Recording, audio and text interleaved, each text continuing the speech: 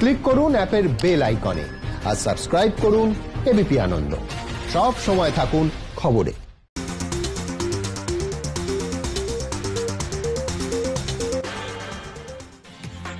নমস্কার, দেখছেন এবিপি আনন্দ। আপনাদের সঙ্গে আমি স্বর্ণালী। ধাপে ধাপে লকডাউন তোলার প্রক্রিয়া শুরু। এবার আনলক 1। 8ই জুন থেকে শর্ত সাপেক্ষে খুলবে হোটেল, রেস্তোরাঁ, শপিং মল। তবে কন্টেনমেন্ট জোনে লকডাউন চলবে আরো 1 মাস। রাজ্যের মতামত নিয়ে শিক্ষা প্রতিষ্ঠান খোলা নিয়ে সিদ্ধান্ত জুলাইয়ে। রবিবারই শেষ হচ্ছে চতুর্থ দফার লকডাউনের মেয়াদ। করোনা মোকাবিলায় এবার কেন্দ্রের নতুন ঘোষণা আনলক 1। তবে কন্টেনমেন্ট এলাকায় 30শে জুন পর্যন্ত জারি থাকবে চতুর্থ দফার লকডাউনের সব বিধিনিষেধ। মাত্র 4 ঘন্টার নোটিশে গোটা দেশে লকডাউন ঘোষণা করেছিলেন প্রধানমন্ত্রী।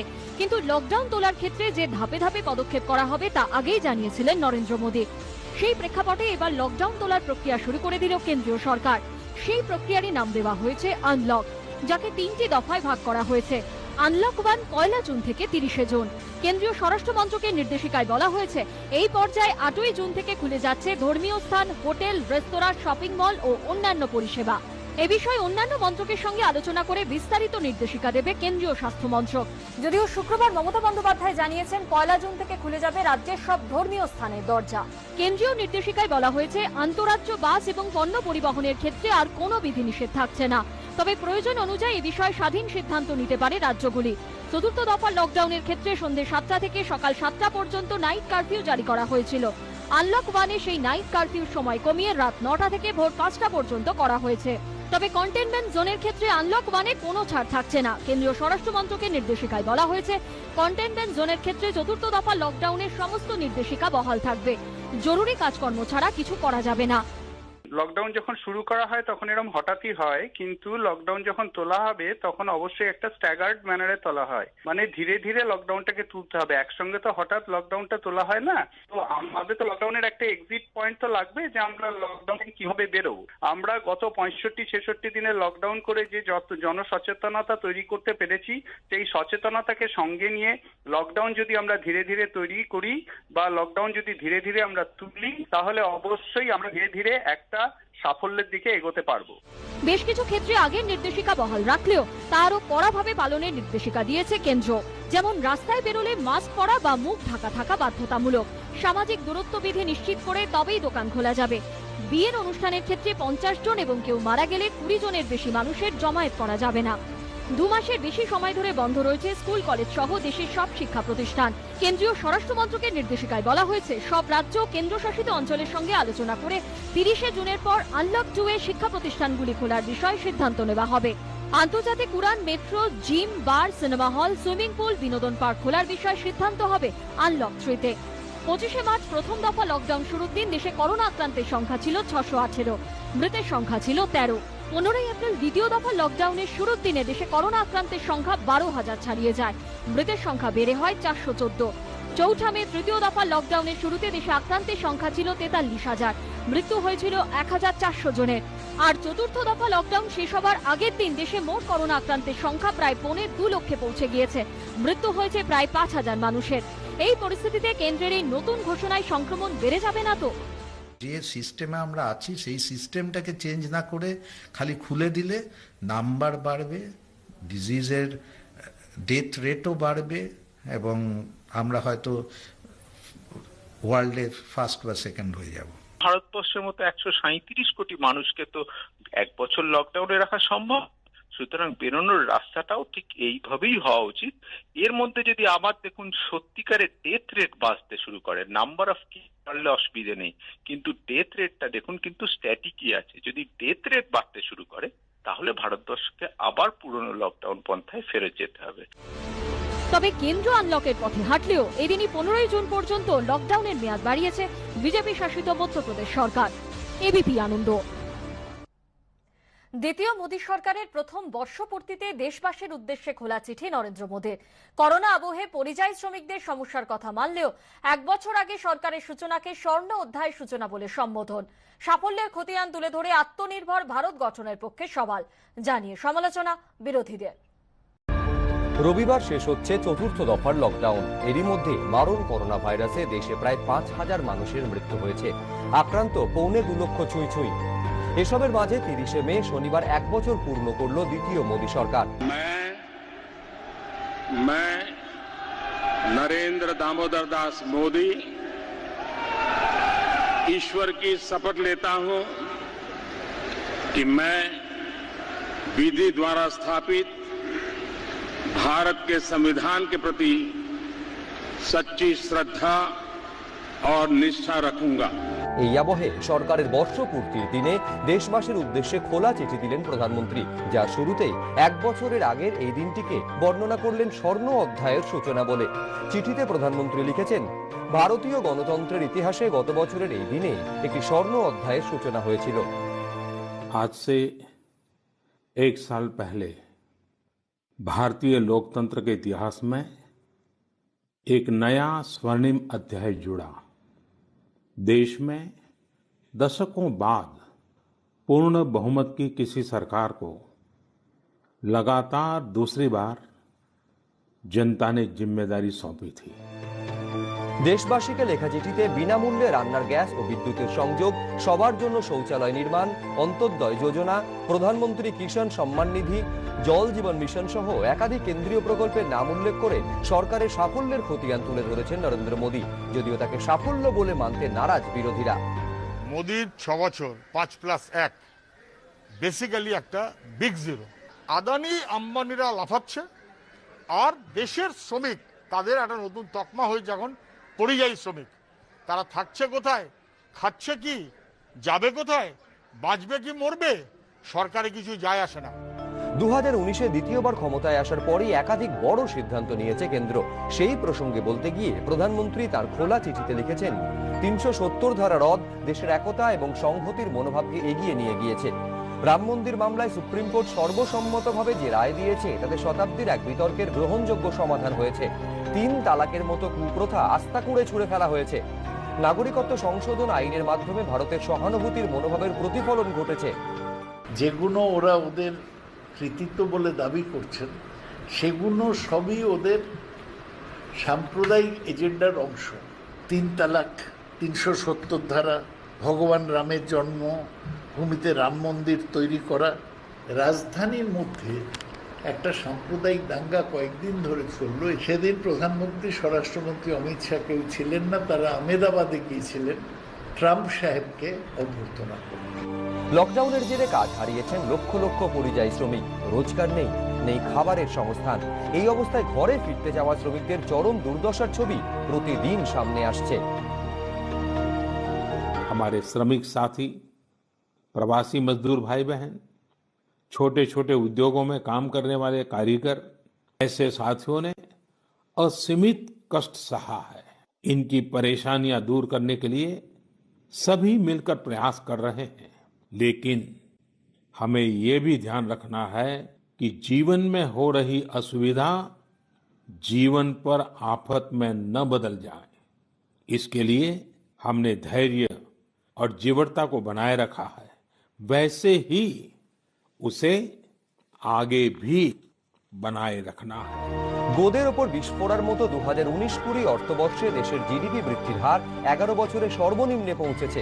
এ নিয়েও এদিন বার্তা দিয়েছেন প্রধানমন্ত্রী। आज समय की मांग है कि हमें अपने पैरों पर खड़ा होना ही होगा, अपने बलबूते पर चलना ही होगा। आत्मनिर्भर भारत अभियान के लिए दिया गया 20 लाख करोड़ रुपए का पैकेज इसी दिशा में उठाया गया एक बड़ा कदम है। भारतीयों के पसीने से, परिश्रम से और उनकी प्रतिभा से बने लोकल उत्पादों के दम पर भारत आयात पर अपनी निर्भरता कम करेगा और आत्मनिर्भरता की ओर आगे बढ़ेगा। যদিও আত্মনির্ভর ভারত তত্ত্বের সমালোচনা করে রিজার্ভ ব্যাংকের প্রাক্তন গভর্নর রঘুরাম রাজন টুইটে লিখেছেন, আত্মনির্ভর ভারতের উদ্দেশ্য হলো দেশের মানুষের মনে আত্মমর্যাদা বোধ জাগিয়ে তোলা। জনসংখ্যার 50% কৃষি নির্ভর কারবারের সঙ্গে যুক্ত। অর্থনীতিকে যদি স্বাবলম্বী করতে হয় তাহলে কৃষকদের হাতে আধুনিক প্রযুক্তি তুলে দিতে হবে। দ্বিতীয় মোদী সরকারের প্রথম বছরে তা করা হয়নি। এ নিয়ে শুরু হয়েছে রাজনৈতিক তরজাও। ভাষণ শুনতে চাই না, কাজ দেখতে চাই। অর্থনীতি বুনিয়াদ ধীরে ধীরে নিচের দিকে নামতে নামতে তলানিতে নেমে গেছে। যে জন্য রাহুল গান্ধী, সোনিয়া গান্ধী বলেছিলেন এককালীন তুমি 10,000 টাকা দাও, তারপরে 6 মাস পরে 7,500 টাকা। এই 17,500 টাকা যদি মার্কেটে নামতো 6 মাসের মধ্যে, তাহলে মার্কেটটা সজীব হতো। 20 লক্ষ কোটি টাকার প্যাকেজ ঘোষণা করে সমস্ত মানুষকে একটা নিজের পায়ে দাঁড় করানো এবং ছোট ছোট ক্ষুদ্র শিল্পকেও নিজের পায়ে দাঁড় করানোর চেষ্টা করেছে। নিন্দুক যারা, তারা চায় দেশের অকল্যাণ হোক। আরে মোদিজির সরকার যদি কোনো কারণে ফেল হয়, তাহলে দেশটারই তো ক্ষতি। প্রথম মোদী সরকারের বর্ষপূর্তির দিনে সরকারের সাফল্য প্রচারে নামতো বিজেপি, কিন্তু এবার করোনা আবহে তা করা যায়নি। তাই মানুষের কাছে পৌঁছতে খোলা চিঠিকেই বেছে নিলেন প্রধানমন্ত্রী। তা নিয়ে চরমে উঠল তরজা। সৌভিক মজুমদার, এবিপি আনন্দ। মুম্বাই থেকে বাংলায় ফেরার পথে পরিযায়ী শ্রমিকদের মৃত্যু ঘিরে রহস্য। রাঁচির কাছে উদ্ধার ক্ষতবিক্ষত মৃতদেহ, খুন বলে দাবি পুলিশের। দুই রাজ্যে দুর্ঘটনায় আহত 14 জন পরিযায়ী শ্রমিক। ভিন রাজ্য থেকে বাংলায় ফেরার পথে শ্রমিকের রহস্য মৃত্যু, উদ্ধার ক্ষতবিক্ষত মৃতদেহ। খুনের মামলা দায়ের ঝাড়খণ্ড পুলিশের। মৃতের নাম শেখ মইদুল আলী, বয়স 36, বাড়ি হাওড়ার জগৎবল্লভপুরে। পরিবার সূত্রে খবর, মুম্বাইয়ের মালাডে জরির কাজ করতে গিয়েছিলেন মইদুল। বাড়ি ফেরার জন্য 5 বন্ধুর সঙ্গে 22 মে বাসে ওঠেন। 24 মে পরিবারের সঙ্গে শেষবার মোবাইল ফোনে কথা হয়। 27 মে রাঁচির কাছে জগন্নাথপুরে রাস্তার ধারে মইদুলের ক্ষতবিক্ষত মৃতদেহ উদ্ধার হয়। বললো বাচ্চা ধরে খেতে দিয়েছি। আমি বললুম হ্যাঁ, বললো রেখে দাও, আমি যে বাড়িতে কথা বলবো, আমি আর বেশি দেরি হবে না, আমি চলে যাব। আমাকে এই কথা বলে বোন রেখে দিল। শুক্রবার মইদুলের মৃতদেহ গ্রামের বাড়িতে নিয়ে আসে পুলিশ। ঘটনায় বন্ধুদের দিকে অভিযোগের আঙুল তুলেছে পরিবার। দেখুন, ওনার মতো তো নিরীহ ছেলে পাওয়া যাবে না, সেই হিসাবে আমরা চিন্তা করছি যে উনি মার্ডারই হয়েছে। যেভাবে হচ্ছে, উলুবেডের 5টা ছেলে ছিল, ঠিক আছে, তার মধ্যে আমরা যোগাযোগ করেছি একজনের সঙ্গে। উনি মানে যতজন বাসে ছিল সবাই ফেরত এসেছে, 5 জন কিন্তু তার একদিন পর ফেরত এসেছে, ঠিক আছে। তার সঙ্গে একজনের যোগাযোগ করছি, একজন বলছে হ্যাঁ আমরা মানে ওনাকে দেখেছি, কিন্তু আমরা কিছু বলতে পারবো না। আমরা ঠিক আছে, তুমি বলতে পারবে না, আর 4 জনের নাম্বার দাও। সে কিন্তু নাম্বার দিতে অস্বীকার করছে। এখান থেকেই আমাদের একটা বিশাল ধারণা তৈরি হচ্ছে যে কিছু একটা ঘটনা ঘটেছে। হ্যাঁ, ওরাই কিছু করেছে, এইটাই আমাদের ধারণা তৈরি হয়। এই ঘটনায় খুনের মামলা দায়ের করেছে ঝাড়খণ্ড পুলিশ। খতিয়ে দেখা হচ্ছে বন্ধুদের ভূমিকা। অন্যদিকে বাংলা উড়িষ্যায় 2টি দুর্ঘটনায় আহত 14 জন পরিযায়ী শ্রমিক। শনিবার কেশপুর কলেজের সামনে লরির সঙ্গে মুখোমুখি সংঘর্ষে এক গাড়ির চালক সহ আহত হন 7 জন পরিযায়ী শ্রমিক। এরা সকলেই চেন্নাই থেকে ট্রেনে খড়গপুর আসেন, সেখান থেকে গাড়িতে গোঘাট ফিরছিলেন। উড়িষ্যার বালেশ্বরে বাস উল্টে আহত হয়েছেন 7 জন পরিযায়ী শ্রমিক। এরা সকলেই কেরল থেকে বাংলায় ফিরছিলেন। এই অবস্থায় পরিযায়ী শ্রমিকদের কিভাবে ফেরানো হচ্ছে তা জানতে চেয়ে মহারাষ্ট্র সরকারের কাছে রিপোর্ট তলব করল বম্বে হাইকোর্ট। 2রা জুনের মধ্যে রিপোর্ট দিতে হবে উদ্ধব ঠাকরে সরকারকে। সুনীত হালদার ও অলোক সাচ্চার রিপোর্ট, এবিপি আনন্দ। রাজ্যে করোনা আক্রান্তের সংখ্যা 5,000 ছাড়ালো। গত 24 ঘন্টায় আরো 7 জনের মৃত্যু হয়েছে। নতুন করে করোনা আক্রান্ত হয়েছেন 317 জন। দেশের করোনা পরিস্থিতিও উদ্বেগজনক। লকডাউন শিথিল হওয়ায় আক্রান্তের গ্রাফ আরো ঊর্ধ্বমুখী হবে, আশঙ্কা চিকিৎসকদের। রবিবার শেষ হচ্ছে 4র্থ দফার লকডাউন, তারপর 5ম দফার লকডাউন 30শে জুন পর্যন্ত। এর মধ্যে কার্যত প্রতিদিনই রেকর্ড গড়ছে ভারতে করোনায় আক্রান্ত ও মৃতের সংখ্যা। বাড়ছে উদ্বেগ। কেন্দ্রীয় স্বাস্থ্য মন্ত্রকের শনিবারের পরিসংখ্যান অনুযায়ী এখনো পর্যন্ত দেশে করোনায় মৃত্যু হয়েছে 4,971 জনের। আক্রান্ত 1,73,763, সুস্থ হয়েছেন 82,370 জন। চিন্তার বিষয় হলো, একদিনে দেশে 265 জনের মৃত্যু হয়েছে, যা এ পর্যন্ত একদিনের সর্বাধিক। গত 24 ঘন্টায় আক্রান্ত হয়েছেন 7,964 জন। এটাও আক্রান্তের নিরিখে রেকর্ড। সুস্থ হয়ে ওঠার ক্ষেত্রেও একদিনে সুস্থ হয়ে বাড়ি ফিরেছেন 11,264 জন। কেন্দ্রীয় স্বাস্থ্য মন্ত্রকের শনিবারের পরিসংখ্যান অনুযায়ী সুস্থতার হার 47.4%। দেশের মধ্যে মহারাষ্ট্রের অবস্থা সবচেয়ে ভয়াবহ। ওই রাজ্যে 62,228 জন আক্রান্ত, মৃত 2,098 জন। এরপরই রয়েছে গুজরাট, সেখানে 15,934 জন করোনা আক্রান্ত, 980 জনের মৃত্যু হয়েছে। মধ্যপ্রদেশে 7,645 জন আক্রান্ত, মৃত 334। রাজধানী দিল্লিতে 398 জনের মৃত্যু হয়েছে, আক্রান্ত 17,386। উত্তরপ্রদেশে 7,284 জন আক্রান্ত, মৃত্যু হয়েছে 198 জনের। এই গতি কিন্তু আরো বাড়বে, গতির কিন্তু কম হয়নি, বাড়তে থাকবে, বৃদ্ধি হবে রোগীর সংখ্যা, রোগের সংখ্যা আরো চিহ্নিত হবে। কিন্তু একটা চিন্তার বিষয় তো আছে, যত রোগ বাড়ছে, যত রোগীর সংখ্যা বাড়ছে, তত কিন্তু আমাদের সেই হিসেবে হাসপাতাল বা পরিষেবা দেবার মতন চিকিৎসালয় কিন্তু নেই।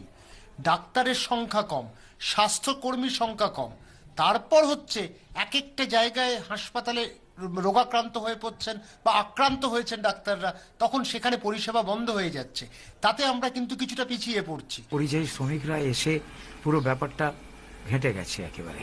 বিভিন্ন জায়গায় বিভিন্ন রকমভাবে শিথিলতা দেওয়ার মাধ্যমে যেটা হবে, এই পুরো জিনিসটা দুটো জিনিস ধাক্কা খেয়ে পুরো জিনিসটা আরও নড়ে উঠবে এবং সেখান থেকে উদ্ভব হবে আরও নতুন নতুন রুগীর। আমরা গত কয়েকদিনে যা পেয়েছি তার চেয়ে 5 গুণ 10 গুণ রুগী যদি বেশি হয়, আমি মোটেও অবাক হব না। উদ্বেগ পশ্চিমবঙ্গের পরিসংখ্যানেও। রাজ্যে করোনা আক্রান্তের সংখ্যা 5000 ছাড়ালো। শনিবার রাজ্য সরকারের দেওয়া তথ্য অনুযায়ী এখনো পর্যন্ত মোট করোনা আক্রান্ত 5130। গত 24 ঘন্টায় রাজ্যে করোনা আক্রান্ত হয়ে আরও 7 জনের মৃত্যু হয়েছে। নতুন করে করোনা আক্রান্ত হয়েছেন 317 জন। করোনায় রাজ্যে মৃতের সংখ্যা বেড়ে হয়েছে 237। কোমরবিডিটিতে মৃত্যু হয়েছে 72 জনের। রাজ্যে করোনা মুক্ত আরও 195 জন। সব মিলিয়ে সুস্থ হয়েছেন 1970 জন। যে দেশে 1% জিডিপি খরচ করা হয় স্বাস্থ্যের খাতে, সেইখানে স্বাস্থ্য নীতির জায়গায় একটা দুর্বলতা আমরা দেখিয়েছি। যদি বাসে, ট্রামে বা যারা যাতায়াত করছে তাদের সাথে তো একজন আরেকজন কাছাকাছি আসবে, শারীরিক দূরত্ব ওইভাবে রাখতে পারবেন না। কারণ আমরা একটা জিনিস প্রমাণ পেয়েছি যে উপসর্গবিহীন মানুষ কিন্তু অনেক, সংখ্যাটা বাড়ছে। তারা কিন্তু একজন আরেকজনকে ছড়াবে, আর কিছু কিছু মানুষ কিন্তু রোগে আক্রান্ত হবেন এবং সেটা বিপজ্জনক আকার নেবে।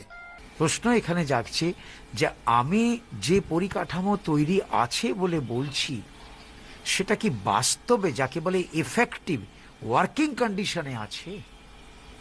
সেটা যদি না থাকে তাহলে এই পরিকাঠামোর কোনো মানেই হয় না।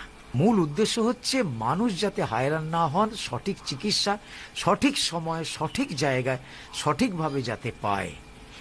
এইখানটা আমাদের ভীষণ অভাব রয়েছে, যে সঠিক দিশা কিন্তু নেই। ঝিলম করঞ্জাই, এবিপি আনন্দ। পশ্চিমবঙ্গে এক দেশ এক রেশন কার্ড প্রকল্প দ্রুত চালুর জন্য মুখ্যমন্ত্রীকে চিঠি কেন্দ্রীয় মন্ত্রী রামবিলাস পাসওয়ানের। আধার লিঙ্ক হলেও তার সত্যতা যাচাই করতে বায়োমেট্রিক প্রক্রিয়া শুরু হয়নি। চিঠিতে অভিযোগ কেন্দ্রীয় মন্ত্রীর, বায়োমেট্রিক প্রক্রিয়া চালু করলে করোনা সংক্রমণের আশঙ্কা রয়েছে। পাল্টা খাদ্যমন্ত্রী। Public distribution ration cards can be used in any ration card, any ration shop in any part of the country.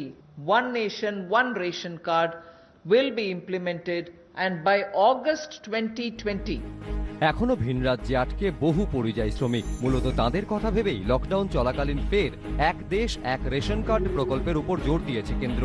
বলা হয়েছে এর ফলে ভিন রাজ্যে কাজে গিয়েও রেশন তুলতে অসুবিধা হবে না পরিযায়ী শ্রমিকদের।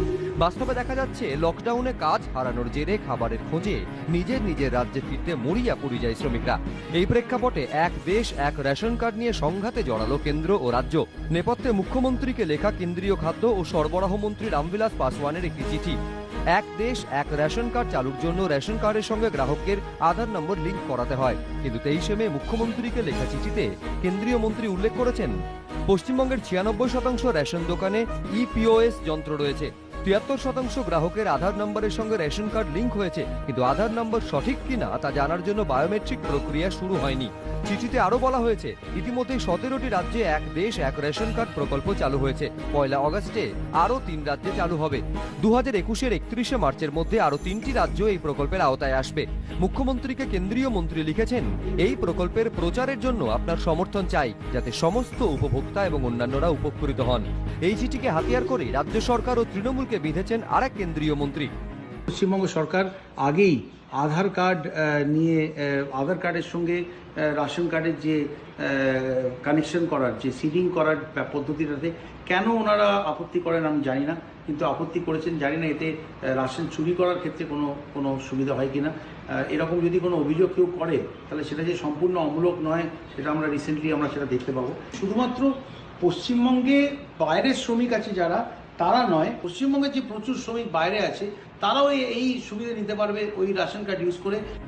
করোনা আবহে যেখানে এক দেশ এক রেশন কার্ড প্রকল্পে জোর দিতে চাইছে কেন্দ্র, সেখানে এই প্রকল্প কার্যকর করতে গিয়ে সংক্রমণের আশঙ্কা করছেন রাজ্যের খাদ্যমন্ত্রী। আমি রেশন কার্ডের সাথে যে আধার লিঙ্ক হবে, সেই লিঙ্ক আমি 5 কোটি করে আমার বন্ধ হয়ে গেছে, 5 কোটি 5.5 কোটি করে। আমি এখনো প্রত্যেকটা লোককে তো করতে পারি, কিন্তু করতে গেলেই কোন লোকটার করোনা ভাইরাসে আক্রান্ত আমি তো জানি না। সেই সকালে একটা টিপ মারলো, তারপর আবার একজন তার সাথে পরের লোক টিপ দিল, সেও আক্রান্ত আছে আর পরের লোক হয়ে গেল। আবুল সুপ্রির অভিযোগের কোনো ভিত্তি নেই। রাজ্য সরকারের যে একটা এখন টাস্ক ফোর্স টিম হয়েছে, তারা যদি সিদ্ধান্ত নেন তাহলে আমার খাদ্য সচিবকে জানিয়ে দেবেন, হ্যাঁ আমরা করব। পরিযায়ী শ্রমিকদের নিয়ে কেন্দ্রকে আক্রমণও করেছেন খাদ্যমন্ত্রী। তাই তো বাইরের রাজ্যে যারা আটকে আছেন, তাই তো সেই রাজ্যের লোক খাওয়াবেন, সেই রাজ্যের দায়িত্ব রইল তাদের রেশন ব্যবস্থা খাওয়াতে। পশ্চিমবঙ্গে যারা ঢুকে পড়েছেন তাদের জন্য মাননীয় মুখ্যমন্ত্রী অলরেডি বলেই দিয়েছেন। আমাদের যে সেক্রেটারি ফুড আছে তার সাথে কালকে কথা বলে আজ থেকে আমাদের ওটা কাজ আরম্ভ করে দিয়েছি আমরা। আইসিডিএস এর চাল 50% এফসিআই দেবার কথা, সেই চালটাও খাদ্য দপ্তর দিতে হয়, এফসিআই দিতে পারে না। কেন্দ্র অজুহাত খাড়া করছে, অভিযোগ সিপিএম এর। ওয়ান আধার কার্ড আছে, তার লোকটাকে আইডেন্টিফাই করা খাবার জন্য আটকে যাচ্ছিল। ওয়ান নেশন ওয়ান রেশন নেই বলে, এগুলো অজুহাত। যদিও অন্য সুর লোকসভার কংগ্রেসের নেতার গলায়। রামবিলাস পাসওয়ান আমাকে বলল, আমরা 5 কেজি করে প্রত্যেক পরিবারের সদস্য হয়েছে 5 কেজি চাল, পরিবার পিছু 1 কিলো ডাল আমরা বরাদ্দ করে দিয়েছি। ভারতবর্ষের সব রাজ্য নিয়েছে, নেয়নি পশ্চিমবঙ্গ। করোনা কাটার মধ্যে রাজ্যে রেশন দুর্নীতির অভিযোগে কম রাজনীতি হয়নি। এবার কেন্দ্রীয় মন্ত্রীর চিঠি নিয়েও তুঙ্গে তরজা। সমিত সেনগুপ্ত, উজ্জ্বল মুখোপাধ্যায় ও রাজীব চৌধুরী, এবিপি আনন্দ।